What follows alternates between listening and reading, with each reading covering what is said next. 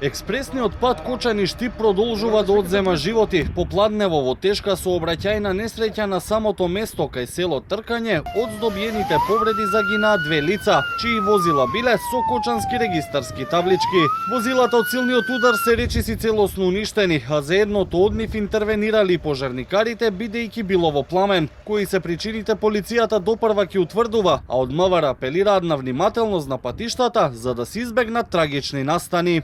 Сообраќајна несреќа помеѓу две патнички возила со кочански регистарски ознаки.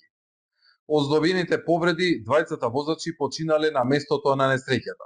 Министерството за внатрешни работи апелира до сите учесници во сообраќајот максимално да се почитуваат сообраќајните правила и прописи, возачите да не управуваат со брзина поголема од дозволената, ниту пак под дејство на алкохол, со цел сите заедно да придонесеме за подобри, посигурни, но и побезбедни патишта низ државата за нас и нашите деца. Оваа делница што по изградбата се најавуваше како брз и безбеден пат помеѓу двата града, стана една од најцрните сообраќајни точки во земјава, кој од ставањето во функција одзеде многу животи, а патот стана познат и по екстремно брзото возење и честите несреќи. Минатата година на патиштава во земјава според статистиката на МВР животот го загубиле 142 лица, бројки кои министерот Панче Тошковски ги нарече страшни и најави дека фокусот ќе биде тие да се намалат. Како решение за ваквите појави, тој го најави Safe City системот кој покрај на градските ќе биде инсталиран и на регионалните патишта, каде брзината на возење најчесто е далеку над пропишаната.